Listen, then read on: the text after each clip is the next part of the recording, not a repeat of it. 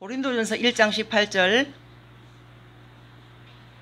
골로새서 1장 26절, 갈라디아서 3장 16절 우리 같이 합독하십니다. 자, 시작. 십자가의 도가 멸망하는 자들에게는 미련한 것이요 구원을 받는 우리에게는 하나님의 능력이라. 이 비밀은 만세와 만대로부터 감추어졌던 것인데 이제는 그의 성도들에게 나타났고, 이 약속들은 아브라함과 그 자손에게 말씀하신 것인데 여럿을 가리켜 그 자손들이라 하지 아니하시고 오직 한 사람을 가리켜 내 자손이라 하셨으니 곧 그리스도라. 아멘. 오늘 네 번째로 십자가의 도의 제목은 이제 마무리가 됩니다. 자, 오늘 말씀을 한번 보십시오. 말씀이 십자가의 도가 멸망한 자들에게 미련한 것이지만 믿는 우리에게는 하나님의 능력이었잖아요. 근데 이것이 만세대부터 감추었던 비밀이다. 근데 이 비밀이, 자, 갈라디아서 3장 16절을 보세요. 아브라함과 그 자손에게 말씀하신 것인데 여럿을 가리켜 그 자손들이라 하지 아니하시고 오직 한 사람, 곧 그리스도, 예수님만 가리킨다고 하잖아요. 성경이 바로 쥐어짜면 하나님의 사랑인데 그 사랑을 더 짜면 예수님이 나오는 거예요. 그래서 구약 여자의 우선을 약속하잖아요. 근데 이게 창세전부터 그 예정하신 그 은혜가, 그래서 예수님이라는 한 쾌를 뚫고 관통해 가는 거예요. 계속해서. 성경이 한 길밖에 없는 거예요. 내가 곧 길이요 진리요 생명이다 하신 예수님의 길만 통과되는 거예요. 성경이 보면 복잡해요. 여러 이름 막 나오고 여러 족속 나오고 하니까 막 복잡하잖아. 근데 이 복잡할 것이 없이 오직 예수님만 가르치는 거예요. 그래서 우리를 어떻게, 예수님이 진리잖아요. 진리로 그렇게 이끌어간단 말입니다. 그래서 진리의 끝이 어디예요? 천국이잖아요. 영생. 진리의 끝이 천국인 거예요. 영생으로 우리를 이끌어 가려고 이 땅에 예수님 보내신 거예요. 자, 그래서 십자가에도 오늘 마지막인데 이제 모형들, 창세기 3장 15절에서 여자의 후손을 하나님이 예비하셨어요. 근데 그때 이제 모형이, 첫 번째 모형이 뭐였냐면은 가죽옷. 가죽옷은 하나님께서 짐승 잡아가지고 그 이제 죄를 짓고 난 다음에 이제 부끄러움을 알고 부끄러운 데를 가렸어. 무화과잎으로. 그러니 어떻게 해요? 때가 되면 떨어지잖아. 그러니까 하나님께서 그를 갖다 불쌍히 보시고 예수님의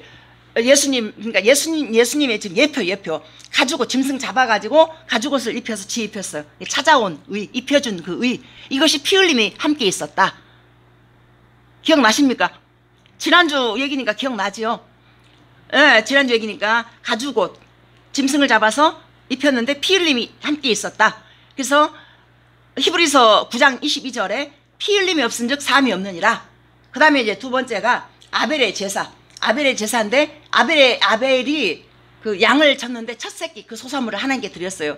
근데 물론 피 흘림의 제사를 받았지만은 아벨에게는 히브리서 1장 11장 4절의 말씀에 근거해서 믿음이 있었기 때문에 믿음으로 자원하는 마음으로 드렸던 그 제사를 받으셨다. 아벨의 제사를 받으셨다. 그 다음에 세 번째가 노아의 방주. 노아의 방주가, 자, 방주도 하나, 문도 하나. 그래서 구원은 오직 한 길이다. 그걸 예표한 거다. 기억나십니까? 그래서 내가 곧 길이요 진리요 생명이다 하신 예수님이 가르친 거고, 그리고 사도행전 4장 12절에 다른 이로서는 구원을 받을 수가 없다. 오직 예수님만 구원이 있는 것이다.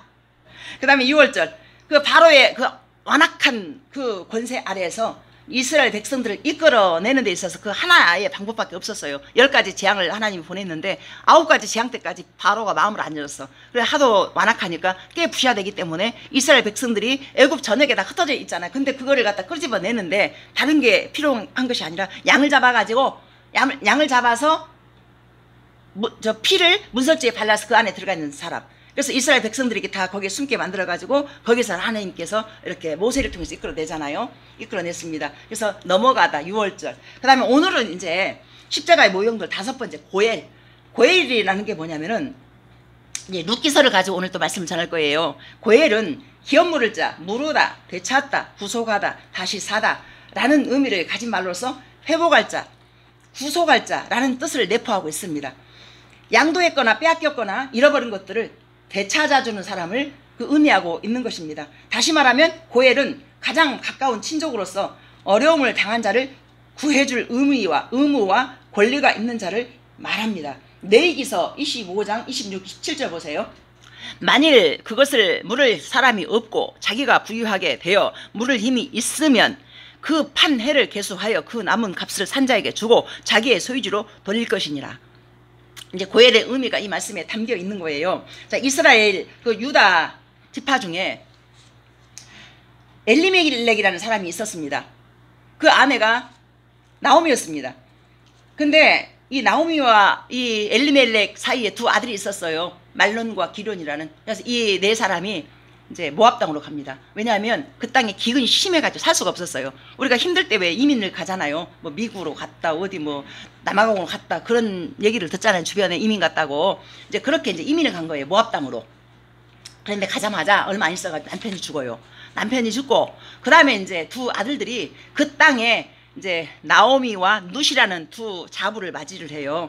이제 그러다가 10년쯤 지나가지고 이 두 아들들마저 죽어버려요. 그래가지고 이제 어떻게 이제 과부 셋이만 남았어요. 그랬는데 마침 룻기 1장 6절에 보면은 자 모압 땅에서 이제 세 과부만 남았잖아요.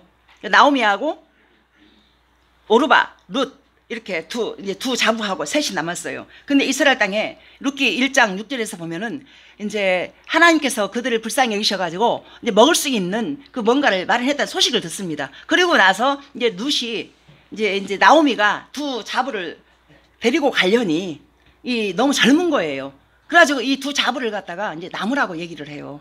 딸아, 내 딸들아, 너희들은 안 된다. 이제 옛날에 이제 그 시절에는 어떤 제도가 있었냐면은 만약에 나오미에게 다른 아들이 있잖아요. 그러면은 만약에 어린 아들이 있어. 그럼 이 아들이 자랄 때까지 이렇게 뒀다가 그 며느리에게 다시 주는 제도가 있었어요. 그러니까 이 어머니가 나오미라는 이 시어머니가 이렇게 말을 합니다.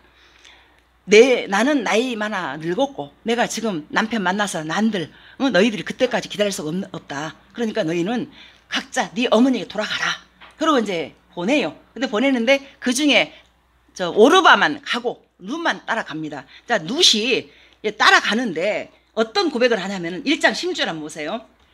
룻이 이르되 내 어머니를 떠나며 어머니를 따르지 말고 돌아가라 강권하지 마옵소서. 어머니께서 가시는 곳에 나도 가고 어머니께서 머무시는 곳에서 나도 머물겠나이다. 어머니의 백성이 나의 백성이 되고 어머니의 하나님이 나의 하나님이 되시리니 어머니가 죽는 곳은 나도 죽겠다. 내가 죽어서 어머니를 못 따라가면 몰라도 그러지 않는 이상 나를 보내지 말라고 어머니 따라가겠다고. 그리고 같이 갑니다. 같이 이제 모압을 떠나서 이스라엘로 왔어요. 와가지고 이제 그곳에서 이제 보아스를 만납니다. 근데 룻의 이 고백이 신앙 고백이잖아요. 하나님을 향한 이방 여인인데. 근데 이스라엘 백성들도 이러한 신앙 고백을 하지 못할 시절이었대요. 왜냐하면 이 시대가 사사기잖아요. 사사 시대잖아요. 사사 시대가 망했잖아요. 사사들이 얼마나 그 치리하던 그 시대에 그 땅의 거민과 우상 때문에 다 망해가던 그 시점에서 이 룻이라는 한 이방 여인이 이렇게 하나님께서 이렇게 세웁니다. 그리고 나서 이제 보아스를 만나요. 자, 보아스를 만났는데 그 역사가 그렇게 일어나는데요. 그냥 일어나는 것이 아니라 이제 보세요. 2장 3절 보세요. 룻이 가서 베는 자를 따라 밭에서 이삭을 줍는데 우연히 엘리멜렉의 친족 보아스에게 속한 밭에 이르렀더라. 자, 우연이라는 것에 한번 주목을 해보세요. 이 룻이라는 이방 여인이 이 우연히 보아스의 밭에 이르렀더라. 근데 이제 엘리멜렉이 나오미의 남편 엘리멜렉의 친족 가장 가까운 그 기업물을 이 보아스가 고엘이라는 거예요. 고엘.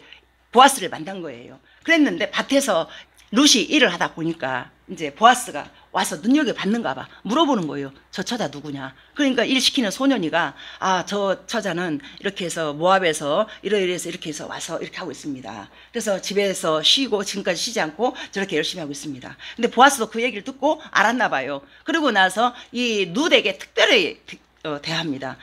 딸아 내 딸아 이제 다른 밭에 가지 말고 이 밭에서 머물러서 끝날 때까지 이삭을 주어라. 그러면서 내 소년들이 떠놓은 물을 갖다 먹고 또 떡도 갖다 먹고 그래서 밥상도 같이 밥을 먹게 해주고 특별 대우를 해줘요. 그리고 난 다음에 이 소년들에게 당부를 해요. 저 애 건들지 마라. 그리고 저 애 앞에 보리탄을 일부러 빼서 주고 이렇게 이삭 죽는데 이렇게 해서 줘요. 그리고 나서 이제 룻은 신났죠. 그래가지고 그걸 다 집어 가지고 그리고 이제 시어머니한테 자랑을 해. 그러니까 너 어디 갔다 왔냐? 그러니까 이제 룻이 이래서 이래서 보아스라는 사람 밭에 갔다 왔습니다. 그러니까 이제 가르쳐 주는 거예요. 그래, 보아스 그 사람은 이러이러한 사람이다. 우리 이제 내가 너에게 안식처를 찾아주고 내가 그렇게 할 것인데 아마 그 사람이 너에게 그러한 사람이 될 것이다 라면서 이렇게 얘기를 해줘요. 그래가지고 이제 그 보리 저기 끝날 때까지 그 밭에 계속 머물면서 룻이 일을 해요. 이제 그러다가 이제 나오미가 룻에게 이제 이런 이제 그 명령을 내립니다. 지금 이제 보리 타작이 다 끝났어. 이제 타작마당에 이제 보아스가 이제 이제 타작을 끝나고 나면은 이제 막 먹고 마시고 하는 그런 뭐가 있나 봐요. 그래서 기분 좋게 마시고 이제 보아스가 이제 그 타작마당 저기에 이렇게 한쪽에서 이제 누웠어. 근데 이제 나오미가 그 끝날 때까지 가만히 지켜보겠다가 사람들에게 보이지 말고 숨어 있다가 보아스가 눕거들라 발치에 가서 누워라. 그래가지고 이제 보아스가 잠든 그 틈을 타서 이제 발치에 눕는 거예요. 누워서 이렇게 덮어서 이렇게 있는데 보아스가 자다가 보니까 깜짝 놀라잖아요. 누가 자기는 혼자 잠들었는데 갑자기 사람이 보이니까 얼마나 놀래요. 깜짝 놀라서 일어나 보니까 룻인 거예요. 그래서 룻이 이제 자기를 갖다 소개를 하면서 이렇게 왔습니다. 그러니까 이제 룻이라는 이 사람이 그곳에 가서 하는 행동이나 또 사람들이 다 알기 때문에 소문 다 알잖아요. 그래서 내가 너를 현숙한 여인인 걸 안다. 그러니까 만약에 이제 보아스는 부자에다가 이제 그러기 때문에 만약에 다른 여자가 누웠으면은 그 문매 맞을 일이고 그냥 쫓겨날 일이잖아요. 근데 보아스는 그 룻을 감쌉니다. 감싸면서 지금 가만히 있다가 이제 새벽에 동트기 전에 사람들이 눈을 띄지 말고 가라. 그리고 분명히 내가 너의 기업 물을 자가 맞는데 나보다 더 가까운 사람이 또 한 사람이 있다. 그 사람에게 내가 한번 얘기를 해서 만약에 그 사람이 기업 물을 자를 못하겠다 하면 내가 책임지고 하겠다라고 하면서 이제 날이 밝아서 이제 룻을 갖다가 그냥 보내는 것이 아니라 겉옷을 벗으라 그러고 보리를 갖다 6대를 대서 이제 보내줘요. 그리고 나서 이제 나오미에게 갔잖아요. 가가지고 그런 얘기를 하니까 나오미는 그거를 눈치를 채리는 거지. 이 보아스가 뭔가 분명히 이제 결정을 하겠다. 좀 기다려봐라. 나가지 말고 기다려. 그리고 나서 보아스가 이제 그 다음날 이제 성읍으로 나가가지고 보아스보다 더 가까운 사람을 만나요. 그래서 아무개야 불러. 그러면서 그 얘기를 해요. 그래서 이제 그 얘기를 하면서 뭐라 하냐면은 이래서 이렇게 룻이 이렇게 됐는데 엘리멜렉과 그 기럨 말럨 그런 기업을 네가 물을 수 있겠느냐 하니까 이제 성읍의 장로들 10명을 불러가지고 이제 증인이 필요해. 증인이 필요하니까 그 앞에서 이 사람이 나는 내 기업에 손해가 있을까 해서 나 못하겠다. 그러면서 신발을 벗어 던져요. 신발을 벗어 던지는 게 뭐냐면은 나는 의사 없다. 나는 그럴 마음 없다. 이 마음. 그래서 그 신발을 이제 보아스가 이제 거두고 그러고 나서 그러면 당신이 못한다고 했기 때문에 내가 책임지고 저 룻을 이렇게 내가 취하겠다. 그리고 내가 그 가문의 기업을 세우겠다 하면서 고엘이 된 거예요.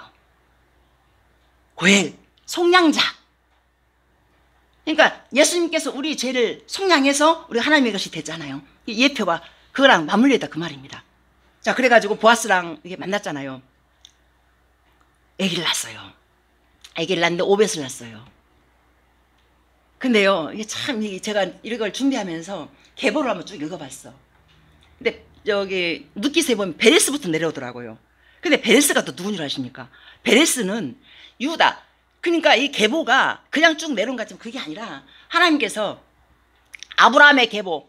이게 결국에는 이제 아담의 계보로부터 분명히 내려와요. 아담의 계보로부터 내려오는데 아담이 가인, 아벨 낳았지만 가인은 타락해버리고 아벨은 죽어버리고 그 셋을 허락했잖아요. 셋을 통해서 이렇게 노아의 계보가 이어져요.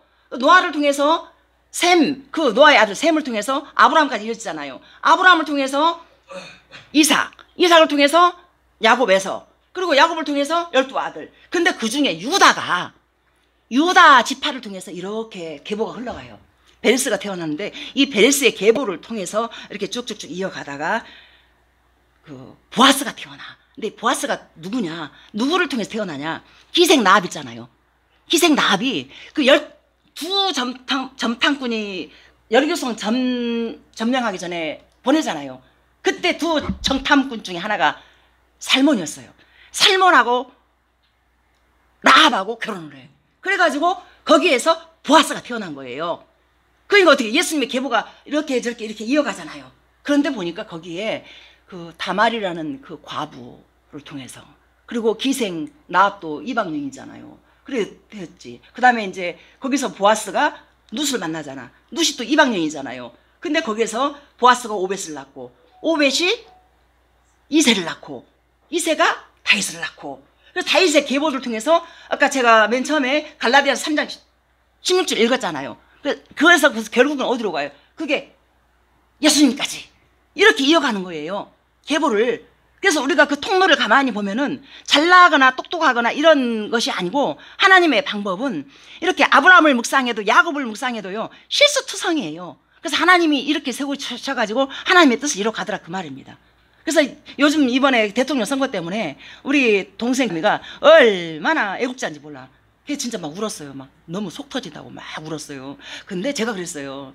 야, 너 울지 마. 왜? 하나님께서는 하나님의 뜻하신 말을 창세전부터 예정한 것을 갖다가 정확하게 이루어 간다는 거죠. 정확하게 이루어 가더라고요. 우리가 인간이 볼 때는 뭐가 뭐 먹으러지고 흩어지고 뭐 없어요. 뭐가 안 보여요. 근데 하나님의 뜻은 정확하게 딱 뚫고 지나가더라고요. 예수님께로 우리를 그렇게 이끌어가요. 진리로. 그걸 보겠는 거예요.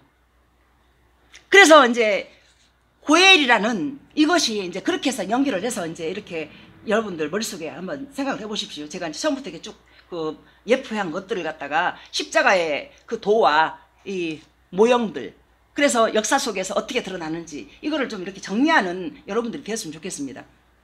자, 그 다음에 이제 레위기서에 보면은 아사셀 제도라는 게 있어요.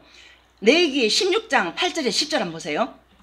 두 염소를 위하여 제비를 뽑되 한 제비는 여호와를 위하고 한 제비는 아사셀을 위하여 할지며, 아론은 여호와를 위하여 제비 뽑은 염소를 속죄제로 드리고 아사셀을 위하여 제비 뽑은 염소는 산채로 여호와 앞에 두었다가 그것을 속죄하고 아사셀을 위하여 광야로 보낼지니라. 아멘. 자, 이것이 뭐냐면은 이스라엘 백성들이 제사가 많잖아요. 이게 성소와 지성소가 있어요. 이게 성소는 매일매일 제사를 드릴 수가 있어. 근데 지성소에는 1년에 딱 한 번만 제사를 드려요. 대속죄일이라고 그것 보고. 대속죄일에 2마리 염소, 한 소를 이미 드리고, 그 다음에 2 염소를 잡아가지고 하나는 지성소에, 한 마리는 제비 뽑아가지고 이제 광야로 보내는 거예요. 어떻게 해요? 이스라엘에 1년 동안 지었던 죄를 갖다 정가시켜가지고 머리에 안수하고, 이제 제사장이가 안수하고, 그래서 광야로 내쫓아요. 그러고 나서 이제 광야에서 이제 짐승에게 잡아먹히든지 아니면 굶어 죽든지 그렇게 해서 이제 죽게 만들어요. 그래서 하나님께서는 이거를 통해서 시청각 자료를 통해 가지고 네가 저렇게 되어야 될 네 운명을 저 양이, 그래서 6월절에 그 어린 양이 잡아 죽잖아요. 그죠? 6월절 어린 양. 그 다음에 이제 아사셀 그 염소. 그 다음에 요한복음 1장 29절인가? 예, 거기 한번 보세요. 이튿날 요한이 예수께서 자기에게 나오심을 보고 이르되 보라, 세상죄를 지고 간 하나님의 어린 양이로다. 자, 우리 6월절에 양 잡아가지고 그 피 묻혀가지고 우리가 나왔잖아요. 그 다음에 아사셀 어린 양을 갖다가 이렇게 해서 우리 죄를 전가시켜가지고 광야로 보냈잖아요. 그 다음에 예수님을 잡아가지고 우리가 살았잖아요. 그러니까 예수님도 어린 양으로 이 땅에 오셨다, 그 말입니다. 세상죄를 짊어지고 한 저 어린 양을 보라. 어린 양이로다. 하나님의 양이로다. 그 양, 아사셀 다 같다라는 거예요. 그렇게 해서 이제 십자가의 모형으로 그렇게 드러났다. 히브리서 9장 12절 보세요. 염소와 송아지 피로 하지 아니하고 오직 자기의 피로 영원한 속죄를 이루사 단번에 성소에 들어가셨느니라. 그러니까 지금은 이제 그때는 이제 짐승을 잡아가지고 우리가 이렇게 짐승을 통해서 이렇게 정가하고 막 이렇게 복잡함이 있었지만은 예수님이 이 땅에 어린 양으로 오신 이후에는 단번에, 그 피가 아니라 단번에 성소에 들어갔다. 그래서 그 길을 열어놨잖아요. 하나님께로 우리가 갈 수가 없었어요. 죄 때문에. 그 하나님께서 예수님이라는 한 속죄 제물, 화목 제물을 통해 가지고 하나님께로 나아갈 길을 열어놨다, 이 말입니다. 그 다음에 이제 레위기에 가서 보면은 제사제도가 있는데요. 자, 수없이 반복하고 있는 제사제도, 짐승을 데려와서 안수하고 목을 따고 가죽을 벗기고 각을 뜨고 내장을 분리하고 물로 씻고 불로 태우고, 어차피 불로 태워서 드릴 거였다면은 처음부터 단번에 불로 태워드리면 안 되는 것일까요? 제가 이제 탄자니아를 이렇게 기도 아울지를 갔는데 거기에 시청각 자료라고 해가지고 양을 잡아가지고요, 진짜 목 따고 가죽 벗기고 이거를 보게 하는데 전 못 봤어요. 못 보고 그냥 저 양을 죽여야 된다고 그러는데 사람들은 막 흥미롭게 하는데 저는 이제 막 심장이 막 벌떡 그래서 못 보겠더라고요. 그래서 저 혼자 숨어버렸어. 근데 이제 나중에 사람 얘기하는데 이 양이 왜 이제 개나 돼지를 잡잖아요. 그러면은 시골에서 막 막 꽥 소리 지르고 막 소리가 나. 근데 이 양은 소리가 하나도 안 들려. 그냥 눈만 끔뻑끔뻑하지. 목 딱 찔렀는데요. 그냥 단번에 안 죽잖아요. 근데 다른 짐승들은 소리를 내잖아. 소리를 안 내. 양은.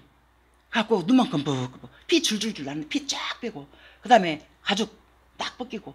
그 다음에 이렇게 이제 열어서 각 뜨고. 그 다음에 이제 내장 끄집어내고. 그 다음에 분리하고 물로 씻고. 그리고 이제 불로 태워서 익혀서 이렇게 되는 거예요. 이거를 시청각으로 해가지고 그때 거기서 이렇게 보여줬어요. 그래서 이제 이 내이기의 제사를 갖다가 이해시키는 거지. 시청각으로 해가지고 이제 그런 일이 있었습니다. 그래서 이것을 왜 주님은 이 기운 과정들을 계속해서 반복하여 말하는 것일까요? 하나님은 제사제도를 통해서 상징적으로 말씀하시고자 하는 것이 있었습니다.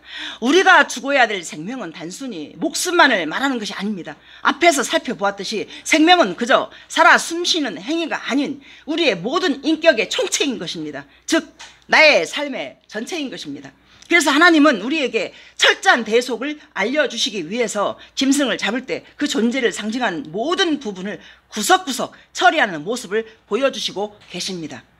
복음은 완전합니다. 우리 삶의 모든 영역을 철저하게 각을 뜨셔서 완전한 죽음과 구속을 이루셨습니다. 이처럼 복음이 철저하다면 우리의 믿음도 철저해야 할 것입니다. 자, 우리는 지금까지 구원의 요소들을 살펴보았어요. 오직 은혜라는 것과 그 다음에 하나님의 절대적인 주권 사역, 하나님의 의지 속에서 이 구원의 역사가 일어난 것이죠. 우리 의지와 상관없이 찾아오시는 그 의, 하나님께서 입혀주시는 그 의, 예수님을 하나님께서 우리 의지와 상관이 없어 보내주셨잖아요. 근데 다른 종교들은 찾아가요. 찾아가서 빌고 찾아가잖아요. 다 그렇잖아요. 근데 기독교는요, 하나님이 찾아오셨어요. 찾아오셔서 우리의 인생을 깊이 있게 간섭하셔서 작은 신음소리도 응답하신다고 그랬어요. 그래서 기도라는 것에 대해서 내가 늘 강조하는 것이 바로 그 지점이에요. 우리가 인생 살기 참 어렵고 팍팍하잖아요. 그래서 자발적인 하나님의 뜻과 그 믿음과 그 대속의 원리 등등 이 모든 것 하나도 빠지면 안 되는 구원의 요소들인 것입니다. 십자가의 도에는 이는 그 어떤 원리라도 정말 빠져서는 안 될 그 구원의 요소들이 그 안에 다 있는 것입니다. 그리고 하나님은 전 역사를 통해서 이 일을 계속하여 계시하고 이루어 오셨습니다. 그리고 마침내 BC 700년경에 매우 구체적으로 이사야를 통해서 계시하십니다. 이사야 53장 2, 3, 4절 보세요. 우리 같이 한번 합독합니다. 자, 시작. 그는 주 앞에서 자라나기를 연한 순 같고 마른 땅에서 나온 뿌리 같아서 고운 모양도 없고 풍채도 없은즉 우리가 보기에 흠모할 만한 아름다운 것이 없도다. 그는 멸시를 받아 사람들에게 버림을 받았으며 간고를 많이 겪었으며 질고를 아는 자라. 마치 사람들이 그에게서 얼굴을 가리는 것 같이 멸시를 당하였고 우리도 그를 귀히 여기지 아니하였도다.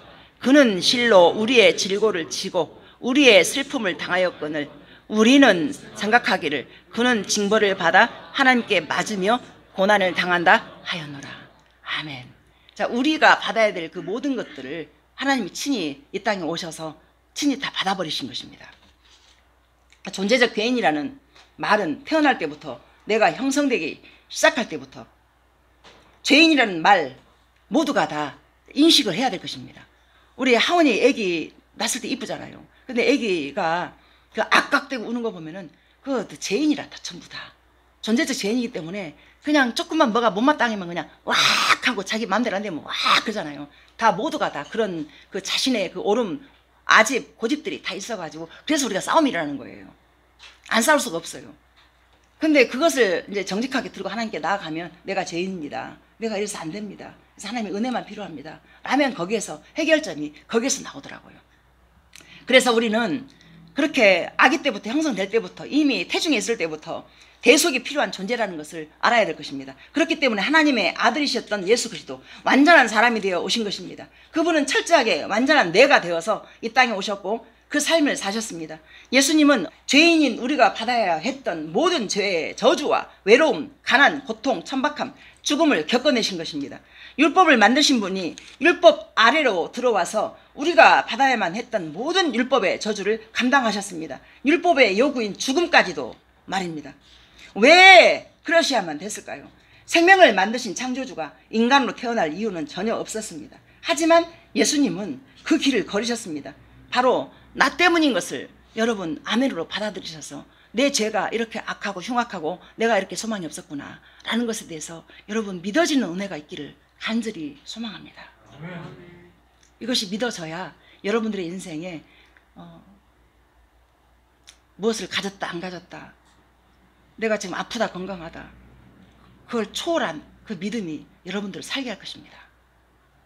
이것이 믿어져야 될 것입니다. 단 하나 조건이 있습니다. 아버지 앞에서는 정확하고 정직하게. 그래서 여러분 골방에는 나 혼자밖에 없잖아요. 가장 하나님 앞에서 진실하고 정직하게 할 수 있는 그런 소중한 은혜, 그리고 아픔, 어려움, 힘듦 이런 것들을 가지고 골방에서 한번 나아가 보십시오. 정직하게 정면에서 하나님을 대면해 보십시오. 그래서 이 인생이 어떻게 바뀌는지 여러분들 한번 경험해 보십시오. 제가 아무리 많은 것들을 이렇게 여러분들에게 드리고 싶어도 딱 하나 드릴 수 있는 것은 그것입니다. 예수님의 이름을 붙잡고 골방에서 여러분 기도를 하시라. 그러면 인격적으로 관계가 맺어지잖아요. 맺어지면은 이 인생이 얼마나 복된지 몰라요. 뭐를 가져서가 아니라 그 예수님 때문에. 그래서 하나님께서는 이 일을 창세전에 준비하셨습니다. 완전한 대속을 이루시고 당신의 아들을 생명으로 살게 하기 위해서 마침내 당신의 아들을 이 땅에 보내신 것입니다.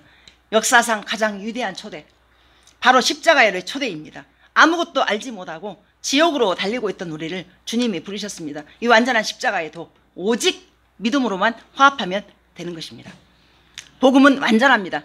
그래서 복음이면 충분한 것입니다. 두 형제가 있었습니다. 이제 실화를 바탕으로 한 이야기입니다. 두 형제가 무슨 이유에서인지 모르겠지만은 이 부모를 일찍 여였어요. 보냈어요. 두 형제만 남았어요. 근데 두 형제만 남아가지고 그 중에 형이 어린데 이 동생이 너무 어려.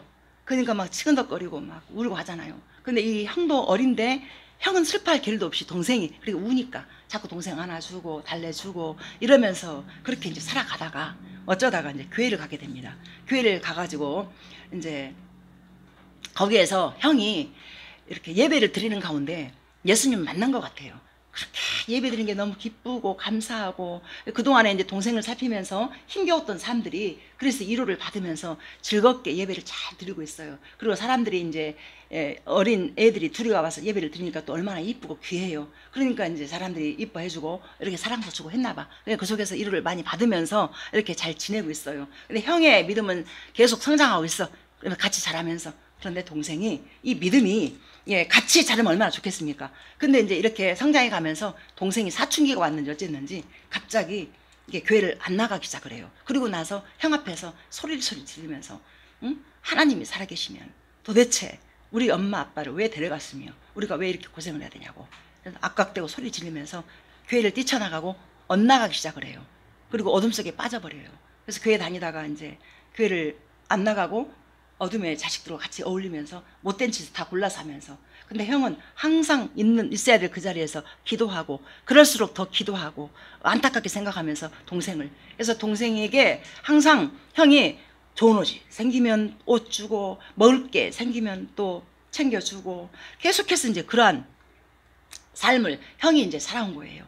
이제 그런데 어느 날 이 동생이 밖에 나갔는데 갑자기 그날도 이제 동생이 안 들어오니까 항상 못된 짓 하니까 항상 이 형은 기도하는 자리에 있었고 동생을 위해서 기도를 계속 하고 있는 상황이에요. 그런데 갑자기 그냥 문이 그냥 막 벌거덕 열리면서 그냥 막 동생이 막 헐레벌떡 들어오는데 이 동생의 모습이 그냥 이전의 모습이 아니라 피투성이가 돼가지고 손이고 옷이고 못이고 그냥 피범벅이 돼가지고 막 덜덜덜 떠면서 형 어떡하면 좋아? 내가 사람을 죽였어. 어떡하면 좋아? 이러고 들어온 거예요, 동생이. 그러니까 이 형이 그냥 본능적으로 자기도 모르게 얼른 동생의 옷을 막 벗기고 그리고 그냥 막 닦아가지고 이 동생을 갖다가 한쪽 방으로 밀어놓고 너 어떤 저기가 있어도 나오지 말고 소리도 내지 말고 거기서 그대로 있으라고.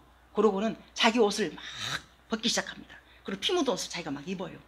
다 입었어. 입고 막 마무리 딱 하려는 그 상황에서 갑자기 밖에서 막 웅성거리는 소리가 들리고, 갑자기 그냥 막 소리가 들리면서 막 소리 빽빽 지르면서 막 문을 그냥 막 탕 하고 열면서 막 들어오자마자 이 나쁜 놈 하면서 그냥 그 옷을 입은 형을 막 때리고, 네가 어떻게 사람을 죽여 하면서 그냥, 그러면서 이제 경찰이랑 같이 가서 끌고 갑니다. 이제 갇혔어요. 그런데 이 형이 동생을 너무 사랑하잖아요. 근데 너무 사랑하기 때문에 너 왜 죽였어? 네가 왜 죽였어? 이럴 때마다 그냥 자기가 무슨 변명이 무엇이 없어. 나는 이런 죄를 졌기 때문에 나는 죽어 마땅합니다. 그 말만. 근데 다른 죄수하고 달라. 이 사람은 다른 사람 같으면 사람을 죽이고 그러면은 무용담처럼 자랑처럼 막 하잖아요. 근데 이 사람은 한쪽에서 찬송하고 말씀 읽고 기도하고. 그러니까 이제 교도관이나 교도소 소장이 봤을 때는 저는 참 분명히 이 살인도 그냥 살인이 아니라 아주 비참하게 이렇게 사람이 죽었나 봐요. 그러니까 그렇게 죽인 사람이 저렇게 점잖고 맨 찬양하고 말씀 읽고 저런 모습이 기이한 거죠. 그냥 이해가 안 가는 거죠. 그러다가 이제 몇 개월 지나가지고 이제 사형 집행이 결정되고 다가왔어요. 이때 형은 다른 게 걱정되는 게 아니야. 그냥 하나밖에 없는 동생, 나만 바라보고 살았던 저 동생, 내가 만약에 없어지면, 나는 내가 죽으면 하나님 나라 간다는 걸 알기 때문에 괜찮은데 저 동생 어찌할꼬 라고 고민하다가, 그러면서 이제 교도소장을 만납니다. 만나가지고 그리고 이제 부탁을 합니다. 내가 편지를 써도 되겠습니까? 그러니까 이제 마지막 손이니까 그거 들어줘요. 그래서 편지를 씁니다. 동생한테 써서. 그 다음에 이제 부탁을 또 하나 해요.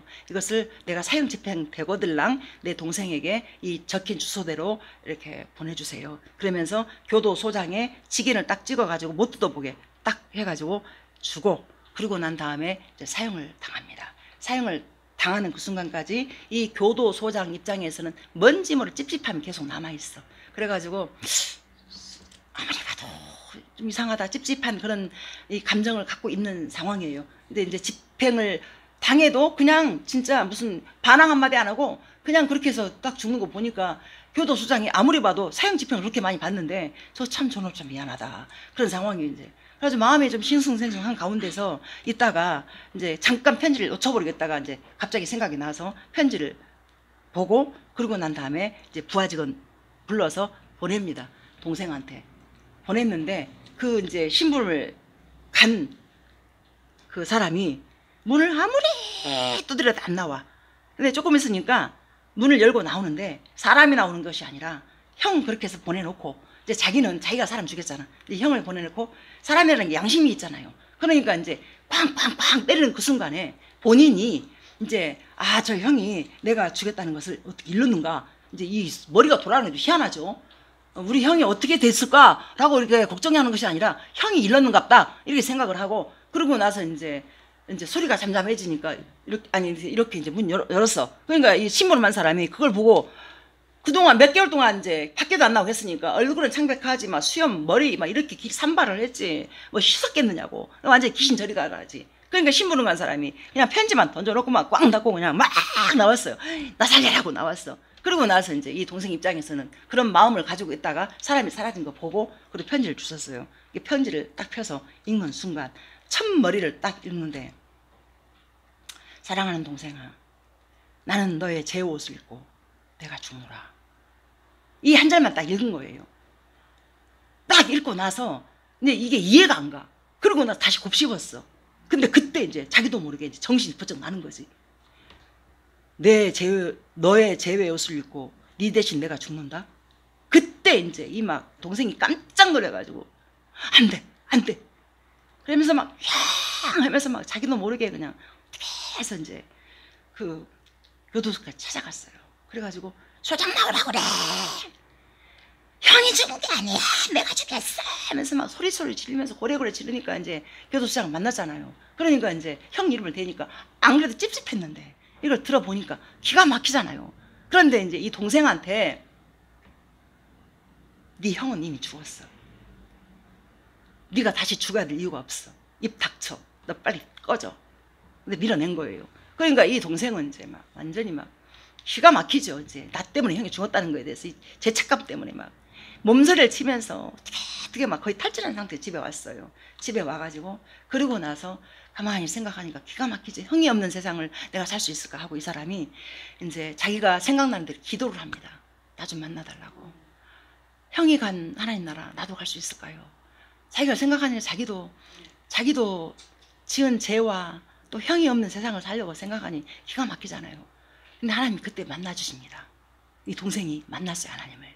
그래가지고 자기가 입었던 옷들 전부 다 해서 불이 태웁니다. 다 태우고 그리고 형 얼마 안 되는 몇 가지 옷만 다 남겨놓고 그리고 나서 기도하고 그리고 나서 이제 이 사람이 이제 그 자기 옷을 다 벗어 제끼고 형이 입었던 옷을 입고 형이 간 교회를 찾아갑니다. 찾아가서 이제 성도들에게 도움을 받아가지고 형이 앉았던 자리가 어디냐, 형이 무슨 봉사를 했느냐, 형이 했던 모든 것들을 전부 다 하게 돼요. 근데 그러면서 이제 제가 또 한 가지 빼먹었어 지금. 이렇게 하기 전에 이 마지막 이렇게 그 구절이 하나 있었어요. 그게 뭐였냐면은 사랑하는 동생아, 나는 네 제 옷을 입고 죽노라. 너는 내 이름표를 달고 내 대신 나처럼 살아다오. 이제 두 번째가 그 구절이 있었어요. 그러니까 그 똑같이 이제 형의 옷을 입고 형의 행동을 그대로 하는 거지 이제. 그래서 그렇게 해서 아주 형이 살았던 대로 정확하게 이렇게 형이 일했던 곳에 가서 형같이 똑같이 일을 하고 똑같이 일을 하고 살아요. 교회에서 봉사하고 예배드리고 똑같이. 그러다가 그렇게 해서 잘 사는 가운데 있는데 그 동안에 그 어둠의 자식들하고 함께 놀았던 이 나쁜 놈들이 찾아와요. 찾아와가지고 이 동생을 갖다가 막 정죄를 합니다. 야, 네가 언제부터 그렇게 살았다고? 너는 그렇게 살 놈이 아니지. 너 그렇게 살면 안 되지. 너 옛날에 좋았잖아. 너 갑자기 너 이럴 수가 있어 하면서 막 이제 협박을 해요. 너 그렇게 살면 너 가만 안 둘 거야 이러면서. 동생이 한마디를 합니다. 이 옷을 입었던 내 형은 그렇게 살지 않았어. 나는 이 옷 주인처럼 똑같이 살 거야. 다시는 나 찾아오지 마. 하면서 돌려보내요. 그리고 계속해서 형이 했던 모든 것들을 그대로 기억하면서.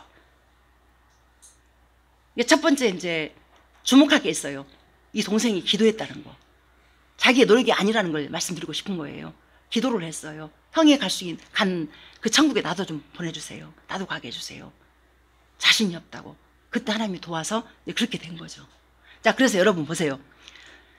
주님은 완벽하게 나의 이름표를 달고 나의 죄의 옷을 입고 십자가에서 달려 죽으셨습니다. 예수님은 이미 2000년 전에 이 일을 역사 속에서 이루신 것입니다. 그분은 우리의 화목제물이 되어서 십자가에서 죽으셨습니다. 이 일은 여러분의 믿음 안에서만 실제가 될 수 있다는 것입니다. 여러분 믿음 안에서만. 자, 형이 동생의 옷을 입고 이름표 달고 죽었잖아요. 그 동생이 기도하면서 형의 옷을 입고 그대로 살잖아요. 기도했다는 것에 주목을 하십시오. 기도해야 예수님의 내 이름표를 달고 예수님 십자가에 죽었잖아요. 그럼 예수님의 이름표를 달고. 자, 그렇다면 이렇게 하기까지 여러분 보세요. 여러분은 언제 죄 문제 해결이 아니라 여러분의 존재의 죽음에 믿음으로 화합을 하셨습니까? 죄의 열매에 대한 죽음이 아닌 우리의 전 존재에 대한 죽음 말입니다. 여러분의 옛 자, 이 병든 자, 죽음이 언제 실제가 되었습니까? 십자가는 죽음 없이 통과할 수 없습니다. 감정과 느낌이 결론이 아니라 이미 이루어진 진리가 결론인 것입니다. 갈라디아서 2장 20절. 내가 그리스도와 함께 십자가에 못 박혔나니 그런즉 이제는 내가 사는 것이 아니고 오직 내 안에 그리스도께서 사신 것이라. 이제 내가 육체 가운데 사는 것은 나를 사랑하사 나를 위하여 자기 자신을 버리신 하나님 아들을 믿는 믿음 안에서 사는 것이라. 아멘. 아멘. 자, 이제는 내가 사는 것이 아니고 내 안에 그리스도께서 산다 그 말입니다. 그러면 내 안에 내가 사는 것 같지만 내가 아닌.